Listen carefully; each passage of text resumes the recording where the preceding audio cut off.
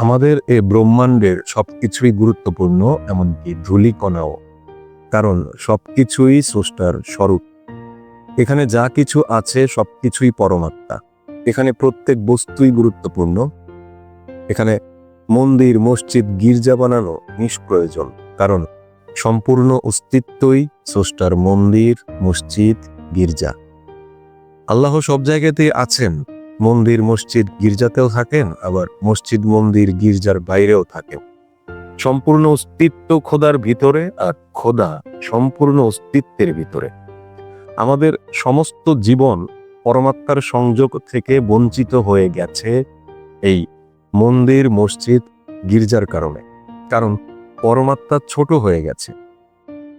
আমরা তার মূর্তি বানিয়েছি, আমরা পবিত্র তীর্থস্থান বানিয়েছি, কিন্তু সমস্ত পৃথিবী পবিত্র, সমস্ত রূপেই তো পরমাত্মা বিরাজমান। আমি কার প্রার্থনা করতে যাচ্ছি? প্রার্থনা করার জন্য অন্য কোথাও যাওয়ার তো প্রয়োজন নেই। আমাদের মন্দির, মসজিদ, গির্জা শুধু পরমাত্মাকেই ছোট করেনি, আমাকেও ছোট করেছে। যে ব্যক্তি মন্দিরে যাচ্ছে সে হিন্দু হয়ে গেল, আবার যে ব্যক্তি মসজিদে যাচ্ছে সে মুসলিম হয়ে গেল।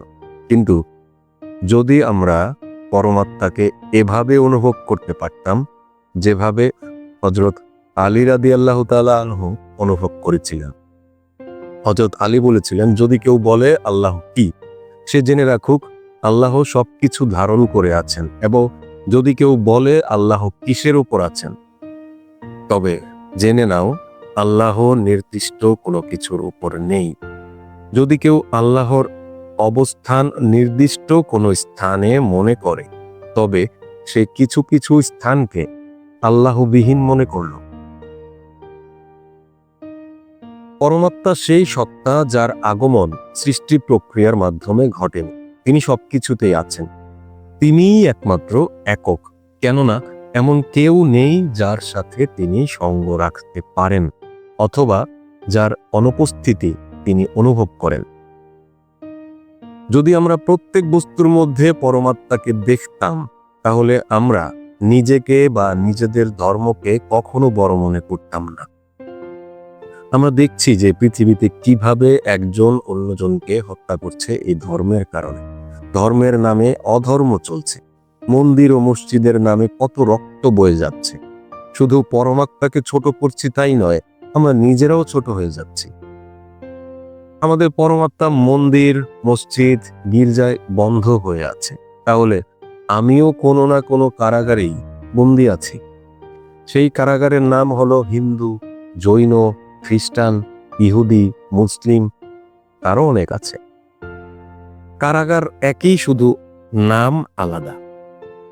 আপনার চোখ পরিষ্কার করুন এবং দেখুন আপনার স্ত্রী, মেয়ে, মা, বাবা, ছেলের ভিতর পরমাত্মাই তো রয়েছে। নতুন করে খুঁজুন, আর যদি না পান তাহলে আমাদের খোঁজার ভিতরে ভুল রয়েছে। আপনি আপনার স্ত্রীকে স্ত্রী মনে করছেন, সেখানেই ভুল হয়েছে। স্ত্রী মেনে নিয়েছেন, এখন কিভাবে মনে করবেন যে তার ভিতরে পরমাত্মা আছে? আর যদি আপনি এই কথা স্ত্রীকে বলেন, তাহলে সে রাজি হবে না। সে বলবে, আমি তোমার স্ত্রী, এটা তুমি কি বলছো? এক ব্যক্তি ছিল, তার নাম ইয়ারি মোহাম্মদ। সে এই সূত্র ব্যবহার করেছিল তার স্ত্রীর প্রতি। তার স্ত্রী বলল, এসব কি বলছেন আপনি? পাগল হয়ে গেলেন নাকি? ঘরের লোকজন হাসতে লাগলো। ইয়ারি মোহাম্মদ বলল, এখানে হাসির কি হলো? আমি কি ভুল বলেছি? পৃথিবীতে যত ঐশী গ্রন্থ আছে সব গ্রন্থ এই কথাই বলে যে সবার ভিতরে পরমাত্মা আছে। তাহলে কি আমার স্ত্রীর ভিতরে পরমাত্মা নেই? ঘরের মুরব্বীরা বললেন, ঐশী গ্রন্থের কথা ঠিক আছে, কিন্তু এটা ব্যবহার করা যাবে না। তুমি অজ্ঞানী, এত উঁচু কথা বলা ঠিক নয়। আমরা একটা ধারণা বানিয়ে নিয়েছি, কাউকে স্ত্রী, কাউকে ছেলে, কাউকে মেয়ে।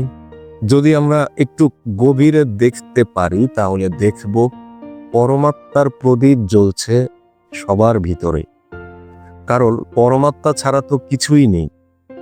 আপনার ছেলের মধ্যে, আপনার ঘরে পরমাত্মা মেহমান হিসেবে এসেছেন। আপনার মেয়ের মধ্যে পরমাত্মা এসেছেন আপনার ঘরে অতিথি হয়ে। কিন্তু আপনি মেনে নিয়েছেন আমার ছেলে, সেখানেই ভুল হয়ে গেছে। এখন আপনার পরমাত্মাকে দেখা মুশকিল হয়ে যাবে। এর জন্য জ্ঞানী লোকজন বলে, আমার তোমার এই বিষয়গুলো ছাড়ো, কারণ আমার তোমার ছাড়লেই পর্দা উঠে যাবে। এতদিন আমার তোমার করেছো বলেই তাকে দেখতে পারছো না। তখন দেখবে কে বাবা, কে মা, কে স্ত্রী, কে স্বামী, কে ছেলে আর কে মেয়ে, একজনেরই খেলা। খোদা সবার ভিতরে। এই খোঁজের মাধ্যমে আমাদের ক্রোধ চলে যাবে আর প্রেমের জন্ম হবে, ঘৃণা চলে যাবে, সহানুভূতির জন্ম হবে, সহিংসতা চলে যাবে, প্রার্থনা জেগে উঠবে, কৃতজ্ঞতা জেগে উঠবে। সত্যি বলতে কি, এই খোঁজের মাধ্যমে আমি প্রকাশিত হব। মানুষ কখনো তার স্রষ্টার সাথে সম্পর্ক নিরূপণের চেষ্টা করেনি। মানুষ ভবে আসে আর চলে যায়, অমীমাংসিত জীবনকে মহাকালের কাছে অসহায়ভাবে সোপর্দ করে। মনে রাখবেন, আপনার জীবনের প্রতিটি দিনই আপনার ইতিহাসে এক একটি পাতা।